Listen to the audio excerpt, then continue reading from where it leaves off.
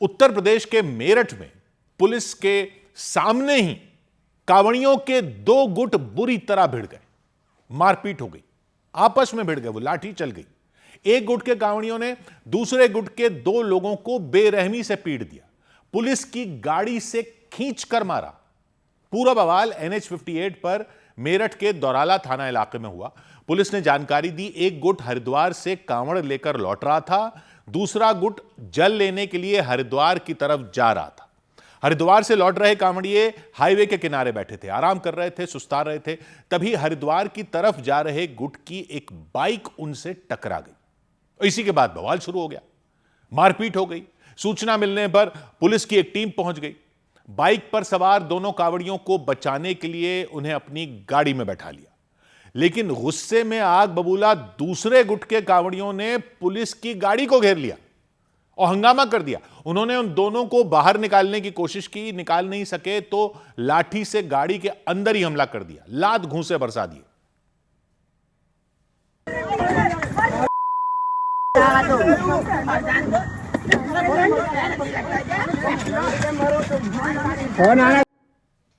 थोड़ी देर में बवाल बढ़ गया। पुलिस की गाड़ी को कांवड़ियों के एक गुट ने पूरी तरह घेर लिया, आगे बढ़ने ही नहीं दिया।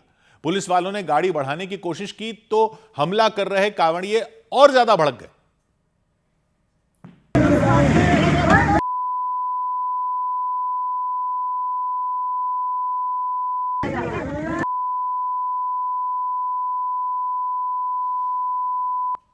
एक पुलिसकर्मी हमलावरों को रोकने की कोशिश करते दिखे, लेकिन हमला कर रहे कांवड़ियों पर जैसे कोई फर्क ही नहीं पड़ा। यहां तक कि उनमें कुछ तो पुलिस की गाड़ी में आग लगाने की बात कहते दिखाई दिए।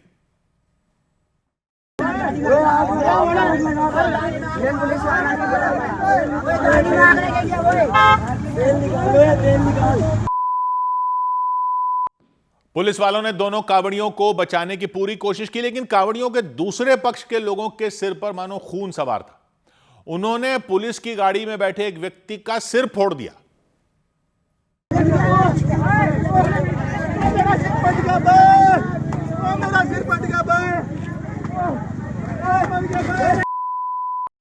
हमलावरों ने दूसरे गुट के कांवड़िए को पुलिस की गाड़ी से खींचकर निकाला और उस पर टूट पड़े। वो जान बचाने के लिए खेतों की तरफ भागता दिखा, लेकिन हमला कर रहे कांवड़ियों ने उसे घेर लिया और जमीन पर गिराकर पीटा।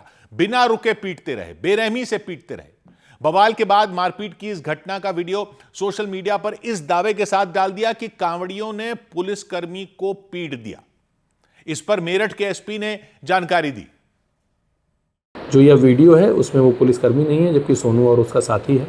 इसी दौरान बीच बचाव करते समय थाना दौराला के एक हेड कांस्टेबल को हाथ, कंधे और फेस पर कुछ चोटें आई हैं। पुलिस ने जानकारी दी कि मारपीट के बाद किसी भी पक्ष ने कोई लिखित शिकायत नहीं दी। थोड़ी देर बाद दोनों गुट के लोगों को पुलिस ने फिर छोड़ दिया। तो सौभाग्य की एक बात यह कि किसी को भी नहीं लगता कि कांवड़ियों के नाम पर सारे लोग श्रद्धा की यात्रा कर रहे हैं। ऐसे ऐसे बवाल होते रहते हैं कि बाकी पब्लिक तो अब डर कर उनके रास्ते से ही अलग होने लग गई है। कई लोग जरूर श्रद्धा की यात्रा करते हैं, लेकिन कई तो सिर्फ हुड़दंग करते ही दिखते हैं। अब मेरठ में आपस में ही भिड़ गए दो गुट। एक गुट जल लेने जा रहा था, दूसरा गुट जल लेकर आ रहा था, और वही हुआ जहां से हर बार झगड़े की शुरुआत होती है। एक बाइक की टक्कर हो गई और इस बार कांवड़िए ही कांवड़ियों से भिड़ गए। अब तो इतनी टेक्नोलॉजी आ गई है पुलिस के पास, चेहरा पहचानने वाले कैमरे आ गए हैं।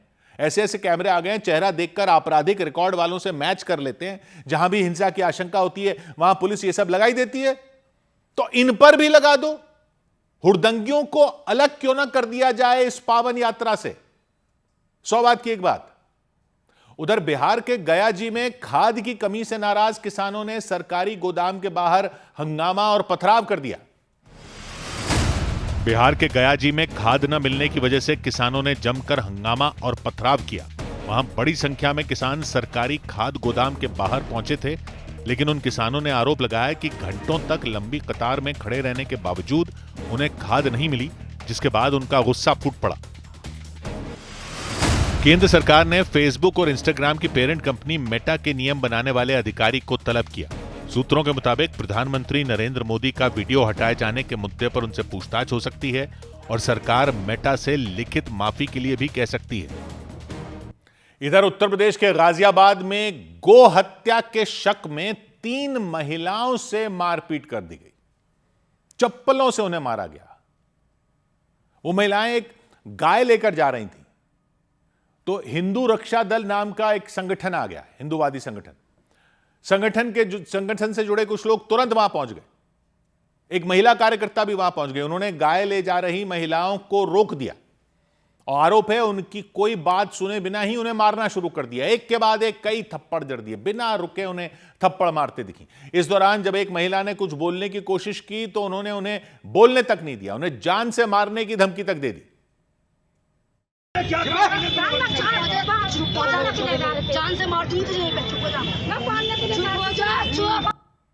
हंगामा बढ़ता चला गया, भीड़ इकट्ठा हो गई। भीड़ ने महिलाओं को घेर लिया, उन पर गो हत्या के आरोप लगाने शुरू कर दिए।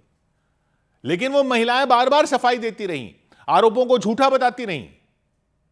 भैया ले जा रहे हैं, इनकी वीडियो बनाओ। बहुत बढ़िया वाली बात करी मैंने वीडियो बना ली। हिंदू रक्षा दल नाम के उस संगठन से जुड़ी महिला के सिर पर तो जैसे भूत सवार था ऐसा दिख रहा था। वो लगातार उन महिलाओं को मारती रही, बाल खींच रही थी, उन्हें धमकी दे रही थी। गुस्से में उन्हें अपनी चप्पल तक उन्होंने उतार ली, चप्पल से उन महिलाओं को मारना शुरू कर दिया। उन महिलाओं के धर्म को लेकर सवाल खड़े कर दिए।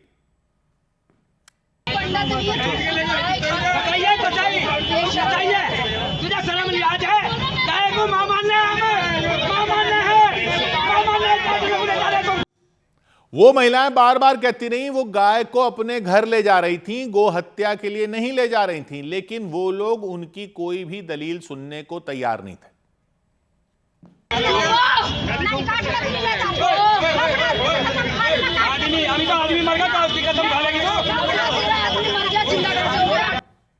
हिंदू रक्षा दल से जुड़े लोगों ने आरोप लगाया कि उन महिलाओं ने गाय को गलत तरीके से पकड़ा था, बार बार अपने बयान बदले। उन्होंने यह तक आरोप लगाया कि उन महिलाओं का एक गिरोह है जो गायों को पकड़कर उन्हें मार देता है।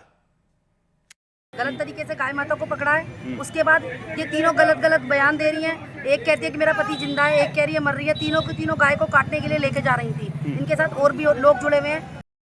हालांकि उन महिलाओं ने इन आरोपों से साफ इनकार किया। फिर पुलिस वहां पहुंची, पुलिस ने उन महिलाओं को हिरासत में ले लिया, जिसके बाद उन्होंने भी मारपीट करने वाली महिला के खिलाफ एफआईआर दर्ज करवा दी। सौभाग्य की एक बात यह कि गाय की सेवा के लिए संस्थाएं बनाने पर तो किसी को कोई आपत्ति नहीं, लेकिन यह संगठन पुलिस कैसे बन जाते हैं? और पुलिस क्या, ये जज, जेलर, जल्लाद सब बने हुए हैं। अब गाजियाबाद में पहुंच गए, 3 महिलाओं को पीट दिया कि वो गाय को गोहत्या के लिए ले जा रही थी। अरे तो ले जा रही थी तो आप पुलिस को बोलो, प्रशासन को बोलो। वो महिलाएं कहती रहीं कि वो गोहत्या करवाने नहीं जा रही थी। लेकिन ये रक्षा दल, वो रक्षा दल, ये सब संगठन बने हुए हैं जो वो खुद ही कानून बने हुए हैं। यूपी में भी पुलिस पर यकीन नहीं है क्या इनको? यूपी की सरकार पर भी इल्जाम लगा रहे हैं कि वो गोहत्या नहीं रोक सक रही। नहीं तो फिर ये सब करने की जरूरत क्या है? और इनके ऊपर कोई कानून क्यों नहीं लागू होता? किसी को भी जाकर ये लोग पीट देते हैं, मार देते हैं। ये सब इनको अलाउड है। ये पुलिस की बेइज्जती नहीं है, इनके लिए बुलडोजर नहीं है। सौभाग्य की एक बात, उधर यूपी के ग्रेटर नोएडा में चिप बनाने वाली एक कंपनी में आग लगने से हाहाकार मच गया। दिल्ली के नजदीक उत्तर प्रदेश के ग्रेटर नोएडा के इकोटेक 3 में मौजूद इलेक्ट्रॉनिक चिप बनाने वाली एक कंपनी में आग लग गई। आग बुझाने के दौरान दीवार और लोहे की बीम गिरने की वजह से 2 दमकल कर्मियों की जान चली गई, जबकि 3 कर्मचारी जख्मी हो गए। बिहार के सहरसा में सिमरी बख्तियारपुर रेलवे स्टेशन पर एक पैसेंजर ट्रेन में आग लग गई। हादसे के वक्त ट्रेन में कई यात्री सवार थे। रेलवे और फायर ब्रिगेड की टीम ने ट्रेन में सवार सभी यात्रियों को बाहर निकाला और आग पर काबू पाने के बाद हादसे की जांच शुरू कर दी। इधर राम मंदिर में चंदा चोरी के मुद्दे पर उत्तर प्रदेश की विधानसभा में जबरदस्त हंगामा हो गया। मॉनसून सत्र के पहले ही दिन समाजवादी पार्टी के विधायकों ने नारेबाजी की, पोस्टर लहराए, विधानसभा अध्यक्ष की कुर्सी के करीब पहुंचकर प्रदर्शन किया। विधानसभा अध्यक्ष सतीश महाने ने कई बार उनसे शांति बनाए रखने की अपील की, लेकिन समाजवादी पार्टी का हंगामा नहीं रुका। सदन में जब मुख्यमंत्री योगी आदित्यनाथ बोलने के लिए खड़े हुए तो नारेबाजी और तेज हो गई। समाजवादी पार्टी के एक विधायक हैं सचिन यादव, उन्होंने पोस्टर लहराना शुरू कर दिया। सचिन यादव फिरोजाबाद जिले की जसराना विधानसभा सीट से विधायक है। सतीश महाना ने उन्हें सदन से निकाल दिया, पूरे सत्र के लिए विधानसभा से बाहर कर दिया और उन पर अनुशासनहीनता और सदन की कार्यवाही में बाधा डालने का आरोप लगाया। सदन की कार्यवाही शुरू होते ही समाजवादी पार्टी के नेताओं ने नारेबाजी शुरू कर दी। उन्होंने राम मंदिर में चंदा चोरी का मुद्दा उठाया, लेकिन विधानसभा अध्यक्ष सतीश महाना ने हंगामा कर रहे विधायकों से चंदे की रसीद मांग ली। इन्होंने शुरुआत से लेकर आखिर तक सिर्फ राम मंदिर का विरोध किया है। अब में से किसी ने चंदा दिया हो तो रसीद लेकर आ जाए भाई, यहां पे बीच में। आप लोगों में से किसी ने कोई चंदा दिया हो तो रसीद लेकर आ जाओ भाई, यहाँ जरा देखे तो सही आपका कौन सा पैसा चोरी हुआ है, जरा रसीद लेकर आ जाओ जितने खड़े हो यहां पे। मुख्यमंत्री योगी आदित्यनाथ बोलने के लिए अपनी सीट से उठे तो समाजवादी पार्टी ने हंगामा तेज कर दिया। इसके बाद तो योगी आदित्यनाथ समाजवादी पार्टी पर भड़क गए। इनका न चर्चा पे विश्वास है, न संवैधानिक मूल्यों पर और न सदन की उच्च परंपराओं पर ही। समाजवादी पार्टी के विधायकों की नारेबाजी नहीं थमी तो सतीश महाना अपनी कुर्सी से उठ गए। उन्होंने अखिलेश यादव की पार्टी के विधायक सचिन यादव को पूरे सत्र के लिए बाहर कर दिया। सचिन को बाहर निकाल दीजिए, चलिए बाहर, चलिए बाहर, चलिए बाहर। इनको पूरे सत्र के लिए बाहर निकाला जाता है, पूरे सत्र के लिए आपको बाहर निकाला जाता है, चलिए। सदन से बाहर निकलने के बाद सचिन यादव ने सरकार पर हमला बोला, चंदा चोरी के मुद्दे को दबाने का आरोप लगाया। हम लोगों की मांग थी कि चढ़ावा चोरी को लेकर सदन की कार्रवाई रोके, उस पर चर्चा हो, लेकिन लगातार सरकार उसको दबाने का काम करी। सरकार ने उस मांग को रिजेक्ट कर दिया। सरकार ने कहा कि ये रीसेंट मुद्दा नहीं है। भाई इससे बड़ा मुद्दा क्या है, इससे महत्वपूर्ण मुद्दा क्या है? बीजेपी विधायकों ने आरोप लगाया कि समाजवादी पार्टी के विधायकों ने सदन में जानबूझकर बवाल किया, राम मंदिर और भगवान राम का अपमान किया। उनका दावा है कि राम मंदिर की तस्वीर बने पोस्टर लहराए गए, उन्हें फाड़ा गया और पैरों तले रौंदा गया। उधर एयर इंडिया की एक फ्लाइट में सवार कुछ यात्री टर्बुलेंस यानी हवा में तेज झटके लगने से घायल हो गए। किसी के सिर में चोट लग गई, किसी के कंधे में चोट लग गई, एक यात्री के तो कानों के पर्दे तक फटने की बात सामने आई। हालांकि एयर इंडिया के मुताबिक कोई भी यात्री गंभीर रूप से घायल नहीं हुआ। यात्रियों को सिर्फ हल्की फुल्की चोट आई। वो फ्लाइट थाईलैंड के फुकेट से दिल्ली आ रही थी। उड़ान भरने के कुछ देर बाद ही अचानक बुरी तरह हिलने लग गई, तेजी से नीचे आने लग गई और उसकी वजह से फ्लाइट की छत में दरार पड़ गई। यात्री घबरा गए। हालांकि बाद में पायलट ने प्लेन को संभाल लिया और दिल्ली एयरपोर्ट पर फ्लाइट को सुरक्षित उतार दिया। इसके बाद घायल यात्रियों को एयरपोर्ट से सीधे अस्पताल ले जाया गया। एक यात्री के मुताबिक फ्लाइट चलते चलते अचानक रुक गई थी। फ्लाइट सडनली चलती चलती रुक के टर्न अराउंड हो गई और ये मानिए ये प्लेन है, आते हुए ये प्लेन ऐसे घूम गया। 2 ढाई 3 मिनट तक ऐसे ही चलता रहा। टर्बुलेंस यानी हवा में तेज झटके लगने से वो फ्लाइट तेजी से नीचे आने लग गई। यात्री बुरी तरह घबरा गए, जोर जोर से हिलने लग गए। कई यात्रियों के तो सिर फ्लाइट की छत से टकरा गए, जिसकी वजह से उन्हें गंभीर चोट लग गई। हादसे के बाद एयर इंडिया ने बयान जारी कर घायल यात्रियों की मदद का भरोसा दिया और इस मामले की जांच में पूरा सहयोग करने की बात भी कही। इधर राजस्थान के बीकानेर में पाकिस्तान से लगने वाली सीमा के पास सुरक्षा एजेंसियों ने ड्रग्स और अवैध हथियार बरामद किए। राजस्थान के बीकानेर में भारत पाकिस्तान सीमा के नजदीक पुलिस ने 50 करोड़ की कीमत के ड्रग्स और भारी मात्रा में अवैध हथियार जब्त किए। पुलिस के मुताबिक पाकिस्तान से ड्रोन के जरिए अवैध हथियारों और ड्रग्स की बड़ी खेप गिराई गई थी। बिहार के अररिया में भारत नेपाल सीमा पर सुरक्षा बल के जवानों ने घुसपैठ के आरोप में बांग्लादेश के 2 नागरिकों को गिरफ्तार कर लिया। सुरक्षा बल के जवानों के मुताबिक वो दोनों बांग्लादेशी नागरिक बिना किसी दस्तावेज के भारत में दाखिल होने की कोशिश कर रहे थे।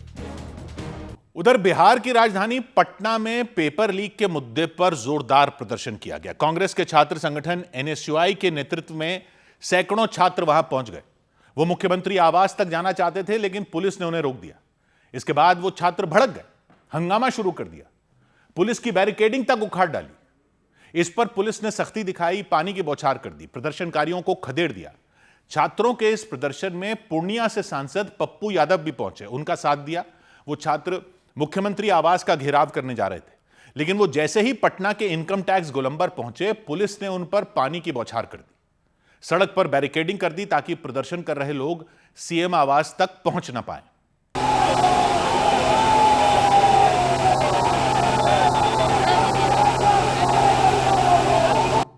वो छात्र सड़क पर डटे रहे, पोस्टर लहराते रहे, झंडे लहराते रहे।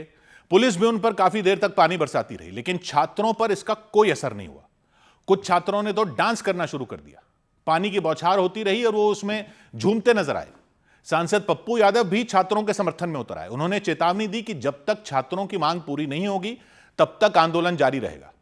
बिहार कांग्रेस के अध्यक्ष से लेकर छात्र संगठनों के कई नेता प्रदर्शन में शामिल हुए। वो धीरे धीरे मुख्यमंत्री आवास की ओर बढ़ने की कोशिश कर रहे थे, तभी उनकी पुलिस से झड़प हो गई। पुलिस ने बैरिकेडिंग करके उन्हें रोकने की कोशिश की, लेकिन प्रदर्शन कर रहे छात्रों ने बैरिकेडिंग तोड़ दी। वो बैरिकेडिंग तोड़कर आगे बढ़ गए। पुलिस वाले उन्हें रोकते रहे, लाउडस्पीकर के जरिए उन्हें चेतावनी दी, बैरिकेडिंग के पीछे रहने की अपील की, लेकिन छात्रों ने उनकी एक नहीं सुनी। आप सभी लोग से आग्रह किया जा रहा है कि आप सभी लोग बैरिकेडिंग के पीछे रहेंगे। थोड़ी देर बाद कुछ छात्र बीच सड़क पर बैठ गए, जोर जोर से नारेबाजी करने लग गए। उन्होंने सरकार के खिलाफ नाराजगी जताई, नीट पेपर लीक पर नाराजगी जताई, उन्होंने पुलिस के खिलाफ भी नाराजगी जताई। कुछ रोज पहले प्रदर्शन में हुए लाठीचार्ज और गोलाबारी पर जवाब मांगा। आपने किसके इशारे पे AK-47 का जवाब दीजिए।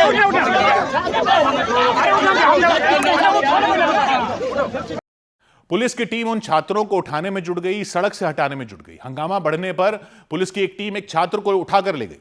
इसके बाद भी हंगामा नहीं थमा। सैकड़ों की संख्या में छात्र नारेबाजी करते रहे, सड़क पर डटे रहे। इसके बाद पुलिस ने बिहार कांग्रेस के अध्यक्ष राजेश राम को हिरासत में ले लिया। उनके साथ कुछ और लोगों को हिरासत में ले लिया। इधर पंजाब के जलालाबाद में बाइक पर बैठे दो लड़के सड़क के बीचों बीच बने पानी से भरे गड्ढे में गिर गए, डूबने लग गए। जलालाबाद के एक इलाके में नगर परिषद ने गड्ढा खोदा था। करीब 8-9 फीट गहरा गड्ढा था। नगर परिषद को सीवेज के पाइप में लीकेज की शिकायत मिली थी, जिसके बाद यह गड्ढा खोदा गया था। लेकिन इससे पहले कि काम पूरा होता, वहां जोरदार बारिश हो गई। गड्ढा ऊपर तक भर गया, छिप गया। कोई अंदाजा ही नहीं लगा सकता था कि वहां कोई गड्ढा भी हो सकता है। और तभी एक बाइक वहां आई। उस बाइक पर दो लड़के बैठे हुए थे। जैसे ही वो आगे बढ़े, सीधे उस गड्ढे में गिर गए। वो गड्ढा इतना गहरा था कि उनकी पूरी की पूरी बाइक उसमें समा गई। कुछ सेकंड बाद बाइक दिखना ही बंद हो गई। बाइक पर बैठे दोनों लड़के भी गड्ढे में गिर गए, डूबने लग गए। वो बाइक में छटपटा रहे थे। इस दौरान कई लोग वहां खड़े हुए थे। पहले तो उन लोगों को लगा कि वो लड़के खुद ही पानी से बाहर आ जाएंगे, लेकिन जब काफी देर तक हाथ पांव मारने के बाद भी कुछ नहीं हुआ तो वो लोग उन्हें बचाने के लिए दौड़ पड़े। उन्होंने उन दोनों लड़कों के हाथ पकड़े और उन्हें खींचकर गड्ढे से बाहर निकाल लिया। उधर जम्मू कश्मीर के राजौरी में भारी बारिश के बाद जमीन खिसकने से कई रास्ते बंद हो गए। जम्मू कश्मीर के राजौरी में बारिश के बीच अचानक आई बाढ़ और पहाड़ खिसकने की वजह से कई सड़कों को भारी नुकसान पहुंचा। पहाड़ से बड़े बड़े पत्थर नीचे सड़क पर गिर गए और वहां से लोगों का गुजरना मुश्किल हो गया। पहाड़ खिसकने की घटना के बाद सड़कों से मलबा हटाने का काम शुरू किया गया। अरुणाचल प्रदेश के पक्के केसांग जिले में भारी बारिश के बीच पहाड़ खिसकने की वजह से एक गाड़ी मलबे में दब गई। घटना सेपा ईटानगर हाईवे पर हुई। अचानक पहाड़ से मलबे के साथ भारी भरकम पत्थर भी गिरने लगे। गाड़ी के ऊपर इतना मलबा गिरा कि गाड़ी दिखाई देनी ही बंद हो गई।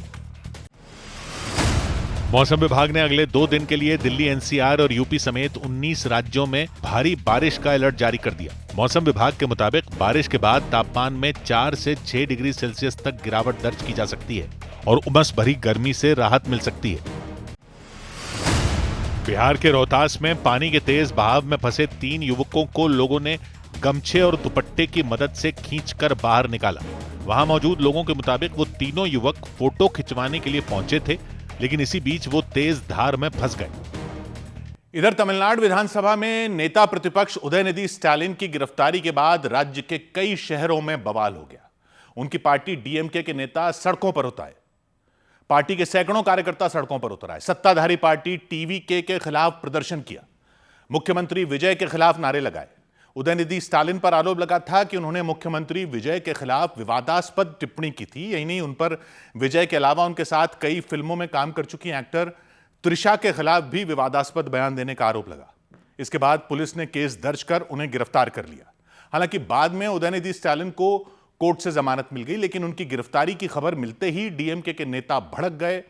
कार्यकर्ता भड़क गए, उन्होंने कई जगहों पर विरोध जताया। सबसे ज्यादा हंगामा तमिलनाडु के तंजवूर में हुआ। वहां सैकड़ों कार्यकर्ता पार्टी का झंडा लेकर प्रदर्शन करने उतर आए, रैली निकाली, राज्य सरकार के खिलाफ नारेबाजी की, मुख्यमंत्री विजय का पुतला फूंका।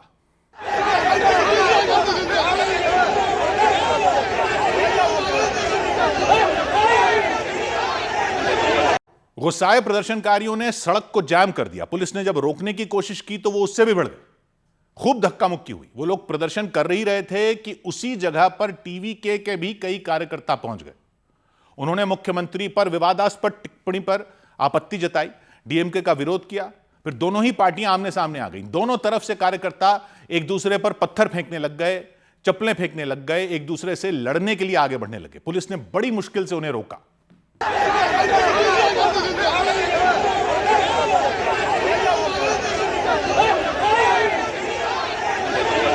इससे पहले राजधानी चेन्नई में पुलिस ने उदयनिधि स्टालिन को उनके घर से गिरफ्तार किया। मुख्यमंत्री विजय और एक्टर त्रिशा के खिलाफ विवादास्पद टिप्पणी का आरोप लगने पर उन पर कार्रवाई की। उन्हें पुलिस की गाड़ी में बैठा दिया, अपने साथ थाने ले गए। उदयनिधि स्टालिन पूर्व मुख्यमंत्री एमके स्टालिन के बेटे हैं। अपनी गिरफ्तारी पर उन्होंने राज्य सरकार को घेरा, ऐलान किया कि वो सरकार के खिलाफ लड़ाई जारी रखेंगे।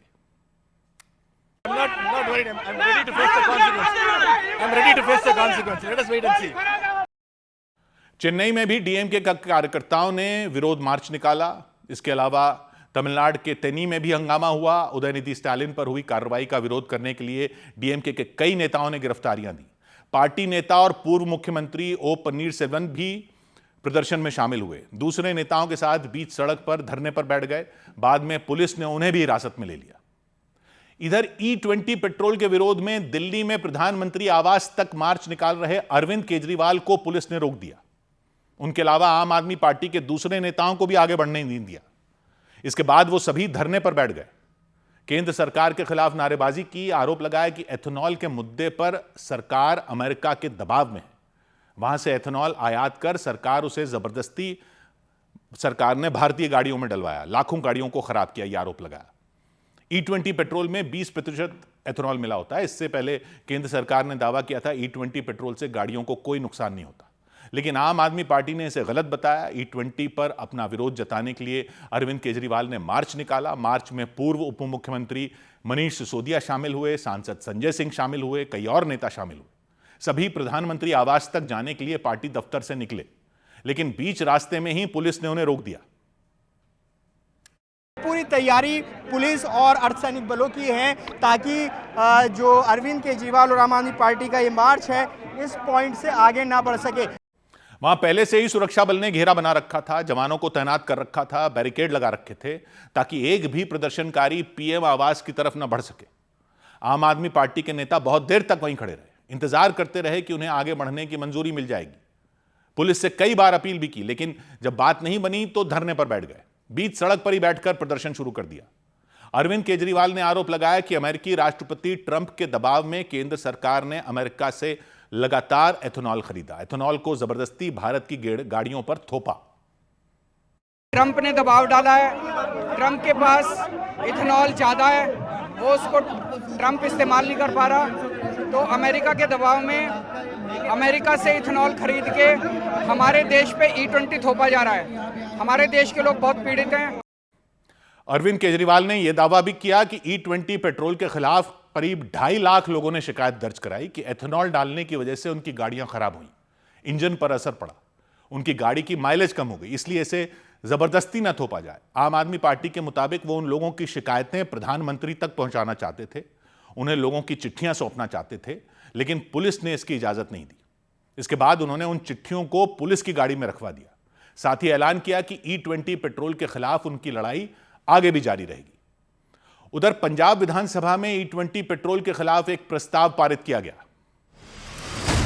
पंजाब विधानसभा में E20 पेट्रोल के खिलाफ प्रस्ताव पास किया गया। इसके जरिए केंद्र सरकार से इस मुद्दे पर एक्सपर्ट कमेटी बनाए जाने की मांग की गई और जिन गाड़ियों को E20 पेट्रोल से नुकसान पहुंचा उन्हें मुआवजा देने की मांग की गई। जल्द ही इस प्रस्ताव को राष्ट्रपति और केंद्र सरकार के पास भेजा जाएगा।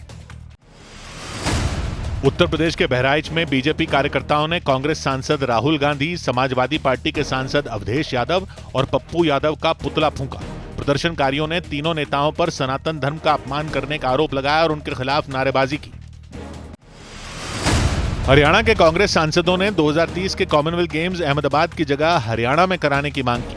कांग्रेस सांसदों ने संसद परिसर में विरोध प्रदर्शन किया और गुजरात में कॉमनवेल्थ खेल कराए जाने को हरियाणा के साथ नाइंसाफी बताया। हम 2030 के कॉमनवेल्थ खेल का आयोजन ही नहीं, उसमें देश को नंबर 1 पे पहुंचाना चाहते हैं, तो कहां पे खेलों में निवेश होना चाहिए पूरा देश जानता है। सरकार राजधर्म निभाए। सुप्रीम कोर्ट में आसाराम की अंतरिम मेडिकल बेल का विरोध करने वाली याचिका पर सुनवाई में कोर्ट में एम्स के डॉक्टरों की रिपोर्ट पेश की गई। मेडिकल रिपोर्ट के मुताबिक आसाराम को अस्पताल में भर्ती करने की जरूरत नहीं है, लेकिन उन्हें 24 घंटे डॉक्टरों की निगरानी की जरूरत है। उधर पाकिस्तान के कब्जे वाले कश्मीर यानी पीओके में लगातार हो रही हिंसक घटनाओं ने कम होने का नाम नहीं लिया। वहां पाकिस्तान की सेना पर एक बार फिर आरोप लगे कि उसने निहत्थे प्रदर्शनकारियों पर फायरिंग की, अंधाधुंध गोलियां बरसाई, कई लोगों की जान ले ली।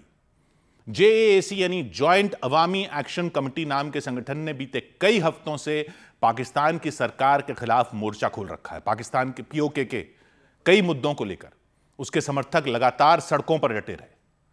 महंगाई के मुद्दे को लेकर, आटे की किल्लत को लेकर, बिजली की किल्लत को लेकर, खाने पीने की चीजों को किल्लत के लेकर, और उनकी असेंबली में जो सीटें बाहर के लोगों के लिए रखी हुई हैं, असली मुद्दा उसको लेकर जेएसी के लोगों ने सड़कों से हटने का नाम नहीं लिया। पीओके के अलग अलग इलाकों में प्रदर्शन किया, पाकिस्तान की शहबाज सरकार के खिलाफ आवाज उठाई, लेकिन पीओके के मुजफ्फराबाद में बवाल हो गया।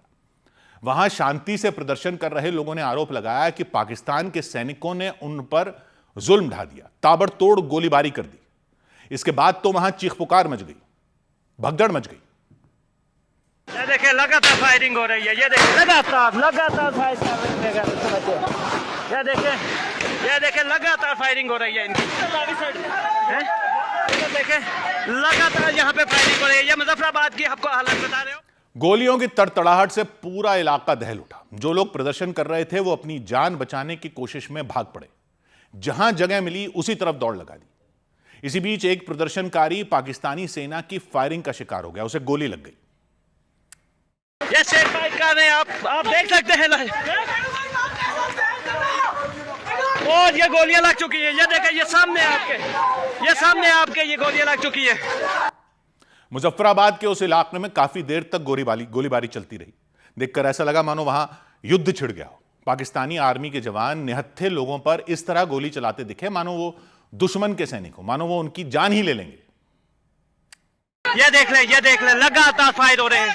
ये देखें, पीछे हो जाओ, अपने आप को बचा के। शाबाश। जेएसी यानी जॉइंट अवामी एक्शन कमेटी का आरोप है कि पाकिस्तान की सेना और सरकार ने उसके आंदोलन को कुचलने के लिए पूरी ताकत झोंक दी। साम दाम दंड भेद सारे तरीके अपना लिए। बीते कुछ दिनों में 65 से ज्यादा प्रदर्शनकारियों की जान भी ले ली, लेकिन जेएसी ने साफ किया कि जब तक उसकी मांगें पूरी नहीं होंगी वो पीछे नहीं हटेगा। उसके लोग सड़कों पर डटे रहेंगे, प्रदर्शन करते रहेंगे।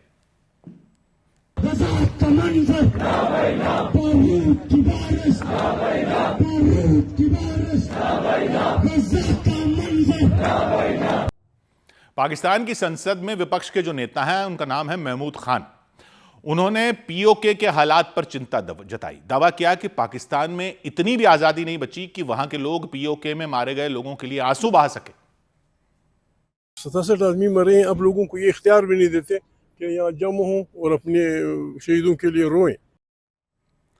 महमूद खान के मुताबिक शहबाज सरकार की गलत नीतियों की वजह से ही पीओके में इतने बड़े पैमाने पर हिंसा हुई और बेगुनाह लोग मौत के मुंह में झोंक दिए गए। सौबात की एक बात यह कि पीओके में जो कुछ हो रहा है उसमें एक बड़ा मुद्दा जो है वो यहां लोगों को ज्यादा समझ नहीं आ रहा। वो ये कि वहां पाकिस्तान ने एक असेंबली भी बनाई हुई है और वहां चुनाव करवाने के दावे भी करता है, लेकिन पीओके के लोगों का आक्रोश इसलिए भड़का हुआ है क्योंकि उसने वहां एक ऐसा पैंतरा चला हुआ है कि सरकार उसी की मर्जी की बनती है। वो इसलिए क्योंकि उस असेंबली में 45 सीटें हैं, 45, लेकिन पीओके के इलाकों में सिर्फ 33 सीटें हैं, 33। बाकी 12 कहां हैं? बाकी 12 सीटें पाकिस्तान ने उन लोगों के नाम पर रखी हुई हैं जो 1947 के बाद कश्मीर से उधर गए और अब पीओके में नहीं रहते। मतलब वो लोग लाहौर में रहते हैं, कराची में रहते हैं, जगह जगह रहते हैं, लेकिन वोट देते हैं पीओके की असेंबली के लिए और पीओके के कश्मीरियों का कहना है कि इन्हीं 12 सीटों में अपने हिसाब से वोट करवा लेता है पाकिस्तान, और इसी की बदौलत वो असेंबली में अपनी पिट्ठू सरकार बिठा देता।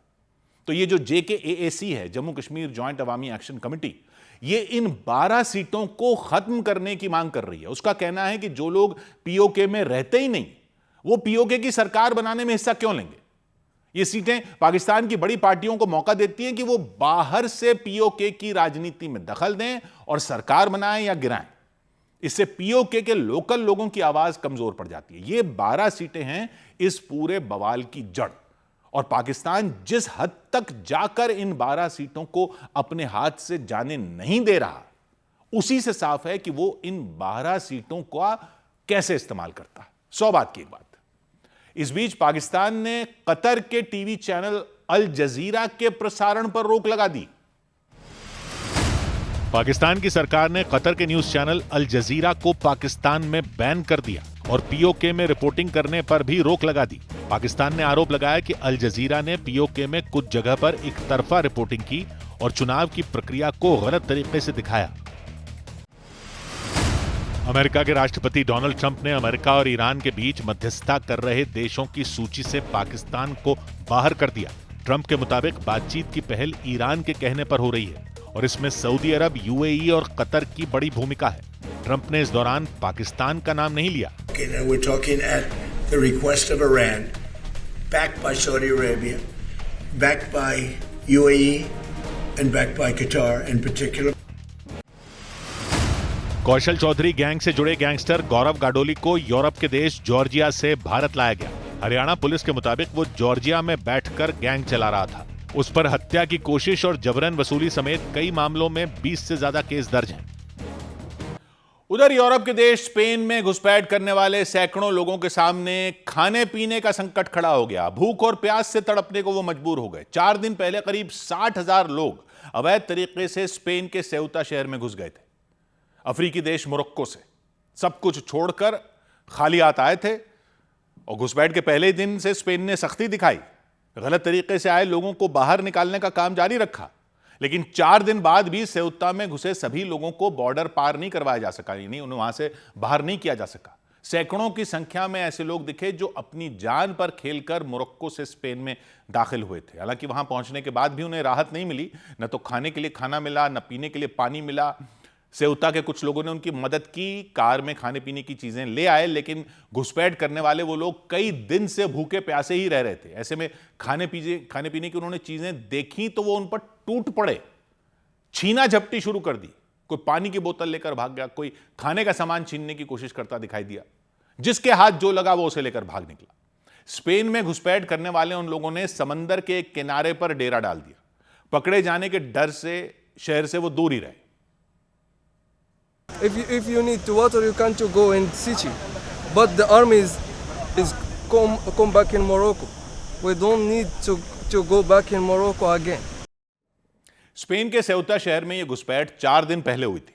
मोरक्को से हजारों की संख्या में लोग वहां पहुंच गए थे, बिना पासपोर्ट के, बिना वीजा के, बिना जरूरी कागजों के आए थे, और कुछ लोग तो समंदर की खौफनाक लहरों का सामना कर वहां पहुंचे थे।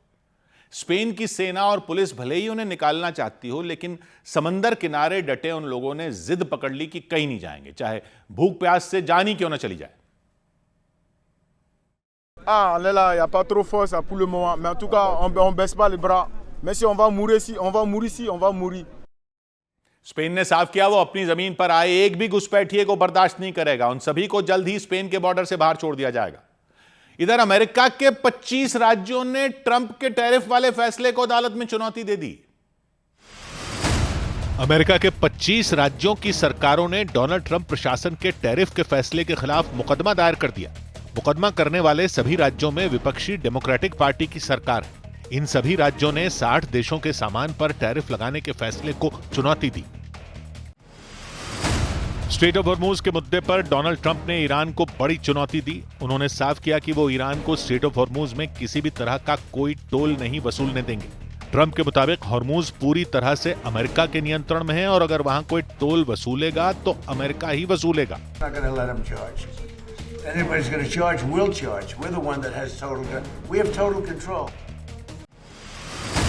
कच्चे तेल की कीमतों में आए उछाल ने शेयर बाजार को निराश कर दिया।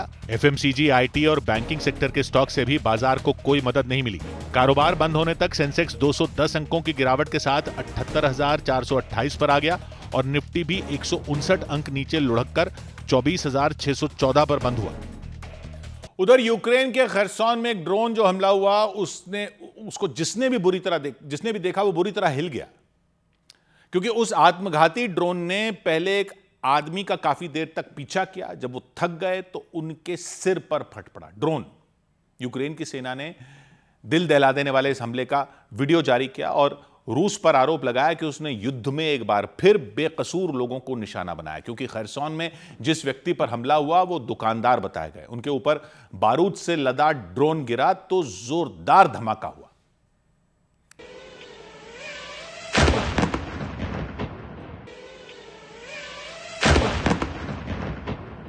हमले से पहले वो व्यक्ति एक गाड़ी के पास खड़े थे, तभी अचानक वहां वो आत्मघाती ड्रोन पहुंच गया। उसे देखते ही वो डर के मारे सहम गए, दूर जाने लगे, लेकिन वो ड्रोन तो उनके पीछे ही पड़ गया। वो आगे आगे और ड्रोन पीछे पीछे, जहां वो जाए उसी तरफ ड्रोन भी जाए।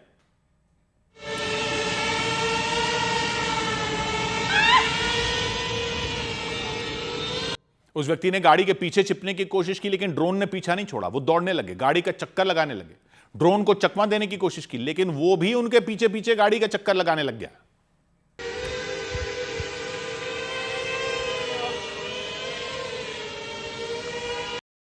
थक हार कर उस व्यक्ति ने गाड़ी के दरवाजे की तरफ जाना चाहा ताकि अपनी जान बचा सके, लेकिन इतने में वो ड्रोन बिजली की तेजी से आया और उनके ठीक ऊपर फट गया। जबरदस्त विस्फोट हो गया।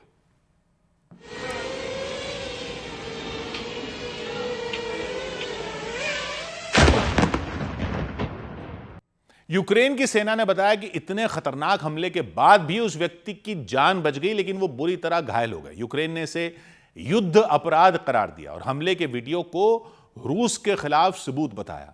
हालांकि रूस की तरफ से इस पर कोई प्रतिक्रिया नहीं दी गई। इधर विदेश मंत्रालय ने बांग्लादेश की उस मांग को ठुकरा दिया जिसमें पूर्व पीएम शेख हसीना के कार्यक्रम पर रोक लगाने के लिए कहा गया था। बांग्लादेश की पूर्व प्रधानमंत्री शेख हसीना के 5 अगस्त को होने वाले कार्यक्रम को विदेश मंत्रालय ने एक निजी मीडिया संस्थान का आयोजन बताया। साथ ही साफ किया कि इस कार्यक्रम से भारत सरकार का कोई लेना देना नहीं है। बांग्लादेश सरकार ने भारत से इस कार्यक्रम पर रोक लगाने की मांग की थी। प्राइवेट मीडिया संस्थान उसका आयोजन कर रहा है। भारत सरकार का इस आयोजन से कोई लेना देना नहीं है। सफाई कर्मचारियों की हड़ताल की वजह से पटना के कई इलाकों में गंदगी का अंबार लग गया। वहां नगर निगम के सफाई कर्मचारी समान काम के बदले समान वेतन समेत कई मांगों को लेकर पिछले 6 दिन से हड़ताल पर हैं।